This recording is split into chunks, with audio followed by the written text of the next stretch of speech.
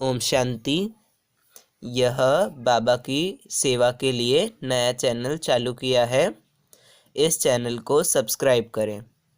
ओम शांति। ओम शांति।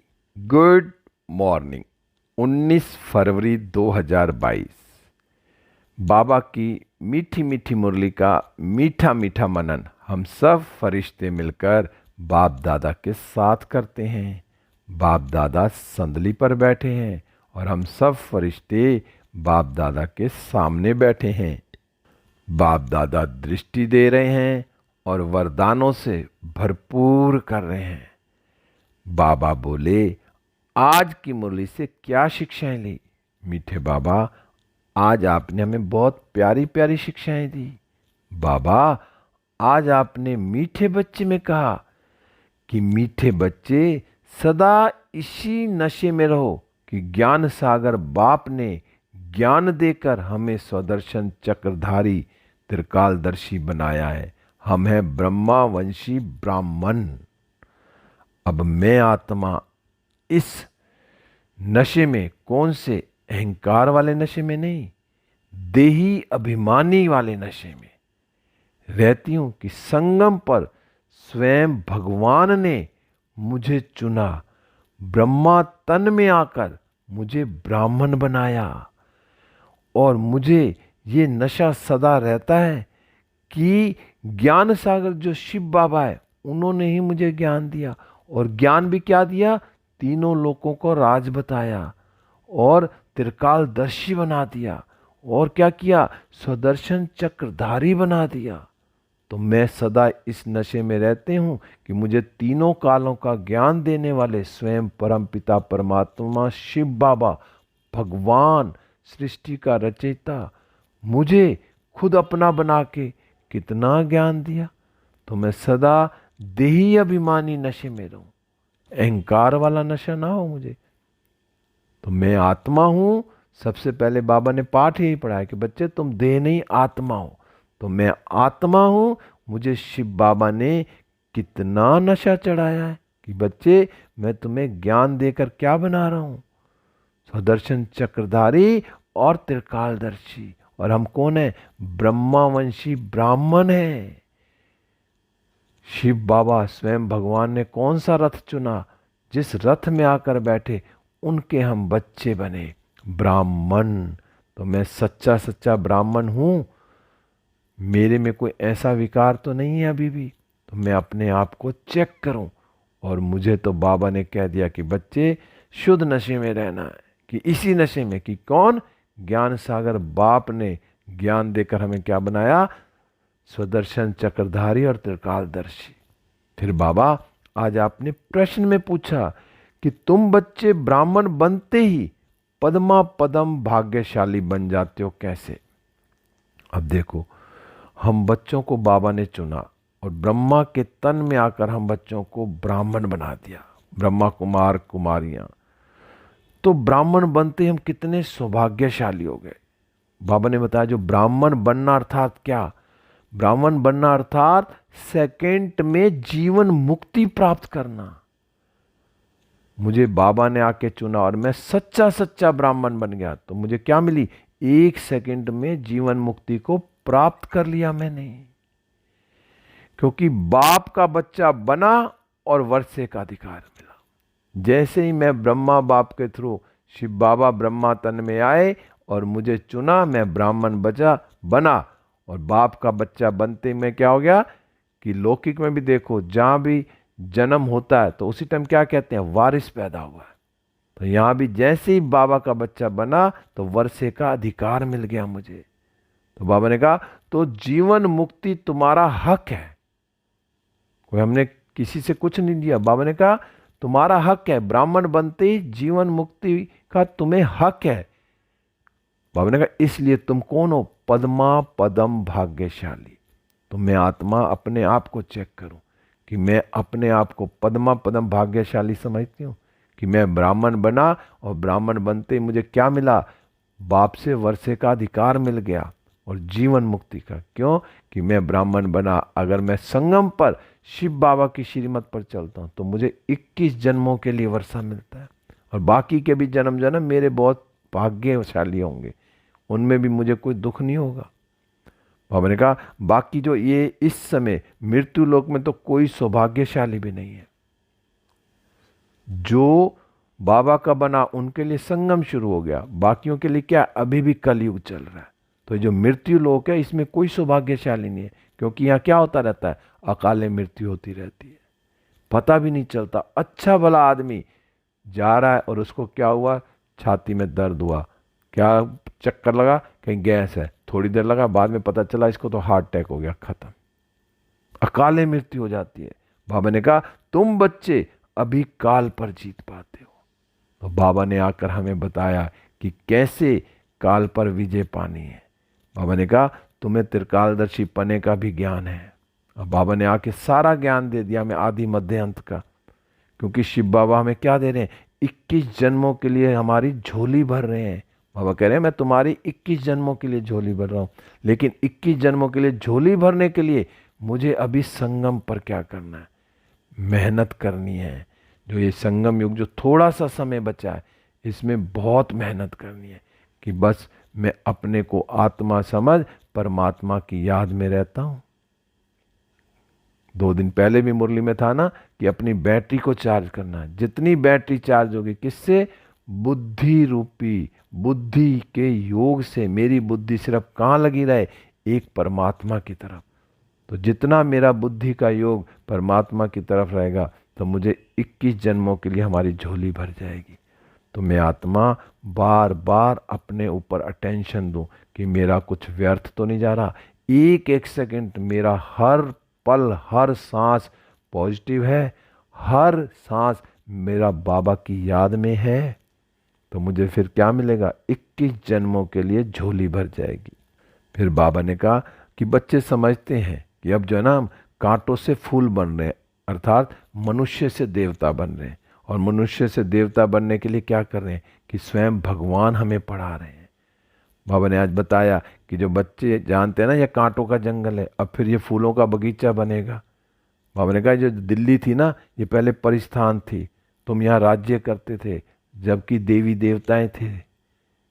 बाबा ने कहा फिर कोई राजा महाराजा के रूप में, कोई प्रजा के रूप में है, या सब बरोबर अब सृष्टि कब्रिस्तान होगी। पहले कहा बाबा ने तो सब बता दिया कि पहले कोई महाराजा था, कोई महारानी थी, कोई प्रजा के रूप में।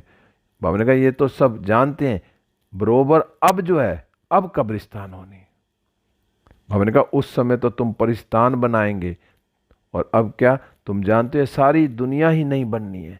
अब बाबा तो आया नई दुनिया बनाने, वही जमुना के कंठे पर राधे कृष्ण नाचेंगे और राधे कृष्ण बड़े होके लक्ष्मी नारायण बनेंगे। बाबा ने सारा राधे कृष्ण को बताया कि पहले राधे किसी और राज्य की थी, कृष्ण कहीं और था, फिर दोनों का स्वयंवर हुआ तो लक्ष्मी नारायण बने, तो फिर दिल्ली में इनकी राजधानी बनी। सब बाबा ने क्लियर किया। बाबा ने कहा तुम ही ना ये जो परिस्थान बना रहे हो, राजधानी स्थापन कर रहे हो, कैसे? बाबा ने कहा योग बल से। बाबा ने कहा जो देवी देवताओं की राजधानी स्थापन होती है ना वो योग बल से होती है, लड़ाई से नहीं स्थापन होती है। यहाँ लड़ाई की तो कोई बात ही नहीं। बाबा ने कहा तुम यहाँ क्या सीखने आए हो, राजयोग सीखने आए हो। तो जो सीखने आए हो राजयोग बल से, फिर क्या होगा, जो 5000 वर्ष पहले भी सीखा था, जो 5000 वर्ष पहले भी सिखाया था, फिर वही बाबा ने कहा। बाबा ने कहा तुमको कितना नशा होना चाहिए, शुद्ध नशा होना चाहिए। फिर बाबा ने कहा कि शिव बाबा सबको कहते हैं, इन ब्रह्मा को भी कहते हैं कि इनकी आत्मा भी अब सुन रही है, क्योंकि ब्रह्मा बाबा की आत्मा भी अब सुनती है। बाबा ने कहा तुम अब ब्राह्मण हो, हर एक मनुष्य मात्र जो है ना शिव बाबा का बच्चा भी है, तो ब्रह्मा बाबा का भी बच्चा है। ब्रह्मा कौन है? बाबा ने कहा ब्रह्मा है ग्रेट ग्रेट ग्रैंड फादर जिस्मानी, और शिव बाबा है सबका रूहानी बाप। ब्रह्मा बाबा कौन है? जिस्मानी बाप, ग्रेट ग्रेट ग्रैंड फादर, और शिव बाबा रूहानी बाप है। बाबा ने कहा शिव बाबा को प्रजापिता नहीं कहेंगे, क्योंकि शिव बाबा तो आत्माओं का बाप है। और बाबा कहते हैं मैं तो भारतवासियों को ही राज्य भाग्य देता हूँ। हम भारत में ही आके शिव बाबा हम बच्चों को अडॉप्ट करते हैं ब्रह्मा के थ्रू, और हमें ही राज्य भाग्य देते हैं, सुखी बनाते हैं, 21 जन्मों का वर्षा देते हैं। बाबा ने कहा फिर यह जब पूज्य से पुजारी बनते हैं तो मेरी गलानी करने लग पड़ते हैं। बाबा कहते हैं कितना ऊंचा मैं तुम्हारा बाप हूं, मैं ही भारत को हेवन पैराडाइज बना रहा हूं। शिव बाबा क्या कहते हैं कि मेरी गलानी करते हैं, और फिर मैं और सर्वव्यापी भी कहते हैं, सर्वव्यापी करके ग्लानि करते हैं। फिर बाबा ने कहा जो राम राज्य क्या है, राम राज्य जिंदाबाद और रावण राज्य मुर्दाबाद। ये राम राज्य कौन सा, ये वो वाला राम नहीं, बाबा ने कहा राम परम पिता परमात्मा राम। तो ये जो है ना राम राज्य कोई ये वो नहीं है कि सीता वाला राज्य, ये सूर्यवंशी राज्य कोई राम राज्य कहता है, क्योंकि सूर्यवंशी आए। बाबा ने कहा तुम आए हो सूर्यवंशी राजा रानी बनने के लिए, यह राजयोग है। बाबा ने कहा ये जो नॉलेज है ना कोई ब्रह्मा या कृष्ण नहीं पढ़ाते, ये स्वयं परम पिता परमात्मा पढ़ाते हैं। परमात्मा शिव बाबा कौन सी देह का लोन लेके, ब्रह्मा की देह का लोन लेके फिर हमें समझाते हैं सारा। फिर बाबा ने आज चारों चीज बताई कि सूर्यवंशी थे, फिर क्या बने, क्षत्रिय बने, फिर वैश्य बने, फिर शूद्र बने, अब फिर ब्राह्मण बनना है, ब्राह्मण वंश में आएंगे। तो बाबा ने कहा ये जो बजोली का खेल है ना ये चलता रहता है, पहले पहले चोटी ब्राह्मणों की दिखाई है, फिर क्षत्रिय है, फिर बाबा ने कहा टोटल तो 84 जन्म है ना भोगने पड़ते हैं। बाबा ने कहा बच्चे इसमें भी मूझने की कोई बात नहीं है, सेकंड में जीवन मुक्ति मिलती है। तो बाबा आकर हमें कैसे सेकंड में जीवन मुक्ति देते हैं कि बाबा के बच्चे बने, ब्राह्मण बने और हमें सेकंड में जीवन मुक्ति मिली। फिर बाबा कहते हैं कि तुम बच्चे जानते हो कि बाबा द्वारा काल पर विजय पाएंगे। वहाँ बाबा ने कहा वहाँ तुमको साक्षात्कार होगा ना तो ये पुराना शरीर छोड़ जाकर छोटा बच्चा बनेंगे। सर्प का भी मिसाल फिर बताया बाबा ने।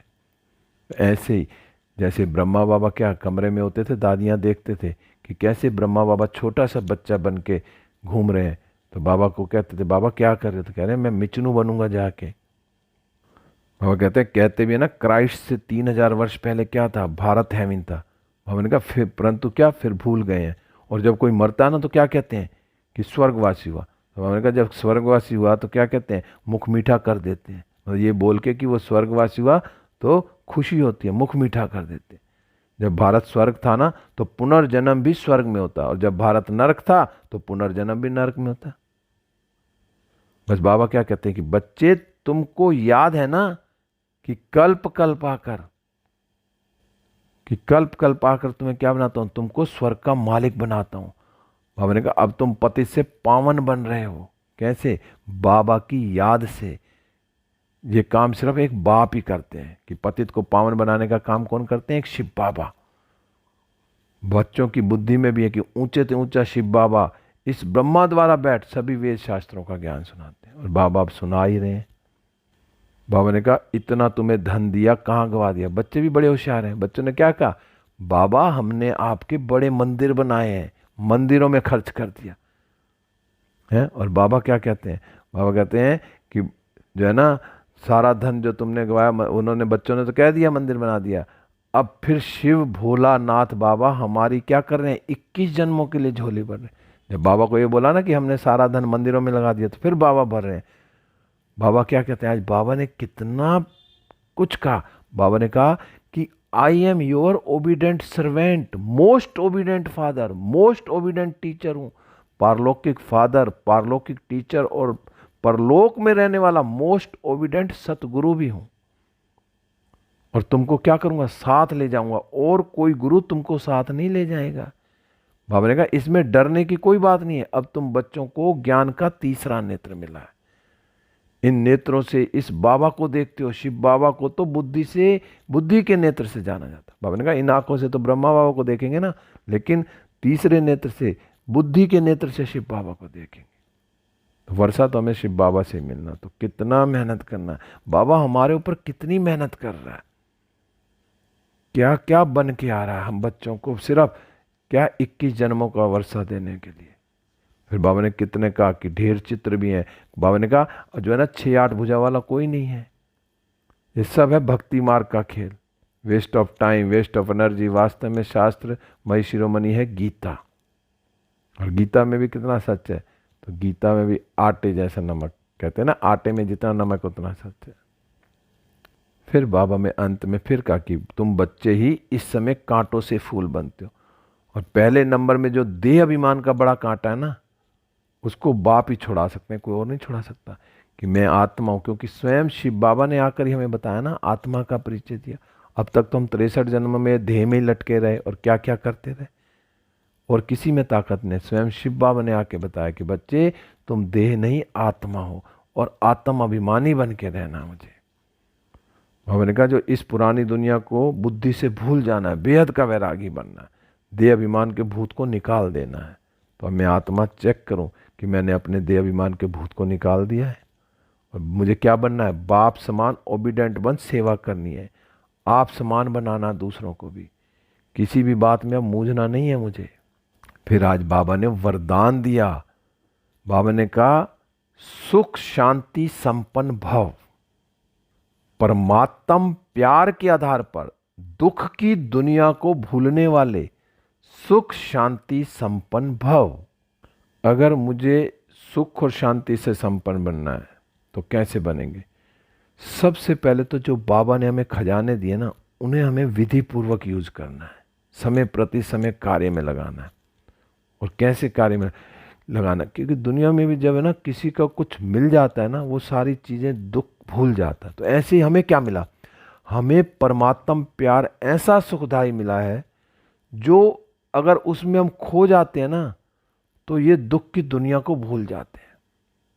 जब मुझे परमात्मा ने आकर कितना प्यार दिया, कितनी शिक्षाएं दी, जब हम परमात्म प्यार में, दुनिया में भी कभी कोई प्यार में खो जाता है ना, वो तो देह का प्यार है, उसमें भी खो जाते हैं ना, थोड़ी देर के लिए दुख भूल जाते हैं। लेकिन यहाँ सदा के लिए दुख भूलना है तो मुझे कौन मिला? स्वयं भगवान मुझे प्यार कर रहे हैं। जब भगवान के प्यार में इतना सुख मिलता है तो हम अपने दुखों को भूल जाते हैं। बाबा ने कहा जो इस जीवन में जो चाहिए ना वो सर्व कामनाएं पूर्ण कर देना, यही तो परमात्मा प्यार की निशानी है कि परमात्मा मुझे प्यार कर रहा है और मुझे वो सारी चीज मिल रही है, मेरी सारी मनोकामनाएं पूर्ण कर रहा है।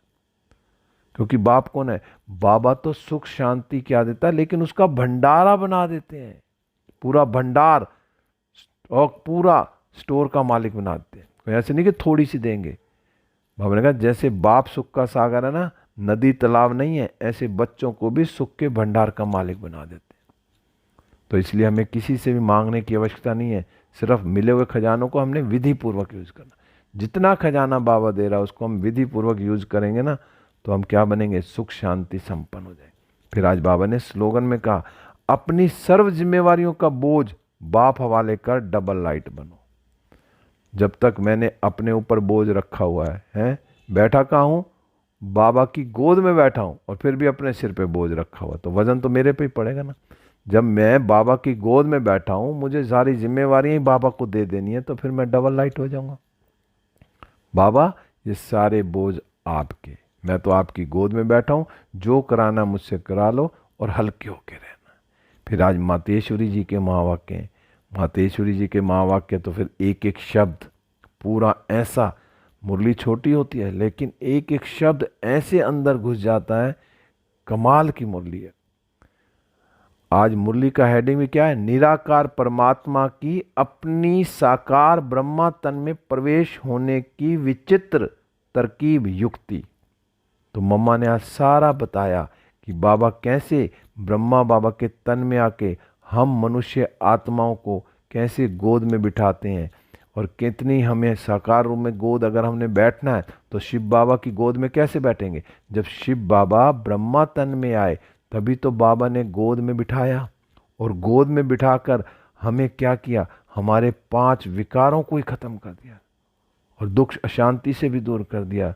बाबा ने कहा तो मुझे परमात्मा को निरंतर याद करो। जब हम बाबा को निरंतर याद करेंगे तो इन दुखों से छूट जाएंगे। मनसा वाचा कर्मणा, बाबा ने कहा मेरे डायरेक्शन पर चलो तो मैं तेरे पापों को भी दर्द कर दूंगा। जब बाबा की हम पूरी पूरी श्रीमत पर चलेंगे तो हम क्या करेंगे? फिर हमारे सारे पाप दर्द हो जाएंगे और फिर बाबा हमें परम धाम साथ ले जाएंगे। तो मैं आत्मा बाबा की पूरी पूरी श्रीमत पर चलकर बाबा की गोद में बैठ के सारा हल्कापन हो जाएगा, और मुझे बस करना क्या है कि अपने को आत्मा समझकर और उस बाबा को याद करना है, शिव बाबा को। बाबा ने कहा अब उनके फरमान को फॉलो करना है, सिर्फ माँ बाप कहने मात्र नहीं करना, सिर्फ बाबा मेरे मम्मा भी है, पिता भी है, माँ भी है, बाप भी है, ऐसे नहीं। बाबा ने कहा परंतु उनका संपूर्ण हो जाने से संपूर्ण प्राप्ति होती है। थोड़ा संबंध जोड़ेंगे तो थोड़ी प्राप्ति होगी। जब तन मन धन समय श्वास संकल्प सब सरेंडर कर दिया तो संपूर्ण प्राप्ति होगी। नहीं तो अगर थोड़ा जुड़ेंगे, साथ जुड़ेंगे तो फिर बाबा ने कहा जो बाप का धंधा ना वही बच्चों का धंधा है। बाबा ने कहा यहाँ कोई फारकती की बात नहीं है, यहाँ तो 21 पीढ़ियों तक उस प्रॉपर्टी को भोगना है।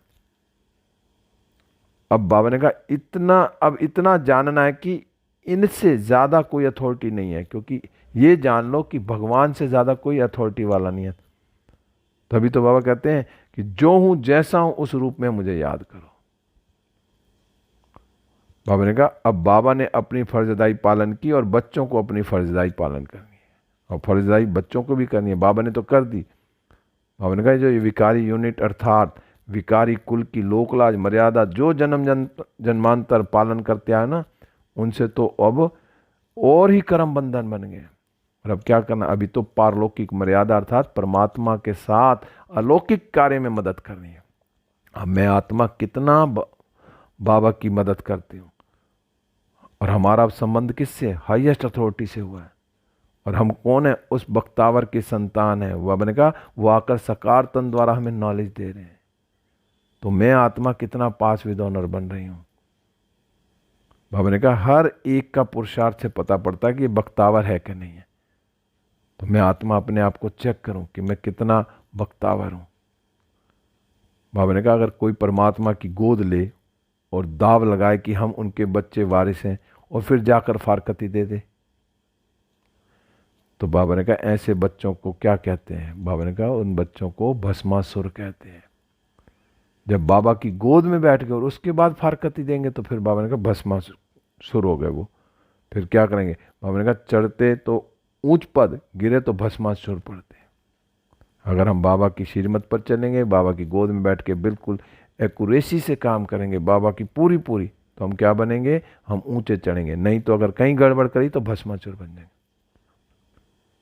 बाबा ने कहा अब ये याद रखना किसके साथ हमारा संबंध है। बाबा ने कहा वार्निंग दिया कि किसके साथ संबंध है, जिस संबंध में आने के लिए खुद देवताएं भी इच्छा करते हैं। देवताएं भी कहते हैं कि हम कहाँ आए, संगम पर आकर भगवान के पास मिले। तो मैं आत्मा इस समय भगवान से पूरा मिल रही हूँ, पूरा वर्षा ले रही हूँ, पूरे भगवान की गोद में बैठी हूँ। तो मुझे कोई ऐसा कर्म नहीं करना जिससे मैं भस्मासुर बन जाऊँ। ओम शांति। अब हम सब फरिश्ते उड़ चले विश्व ग्लोब पर। बाप दादा की किरणें मुझ पर आ रही हैं और मुझसे सारे विश्व में फैली। सारा विश्व सतो प्रधान होता जा रहा है। और मैं फरिश्ता बाबा के साथ सूक्ष्म वतन में बाबा से दृष्टि लेते हुए वरदानों से भरपूर होकर वापस इस देह रूपी मंदिर में हूँ। और सारा दिन मैं बाबा की गोद में बैठी हूँ। गोद में बैठ के बाबा से वर्षा ले रही हूँ और सबको बाबा की किरणें फैला रही हूँ। पूरा विश्व सतो प्रधान होता जा रहा है। ओम शांति, ओम शांति, ओम शांति।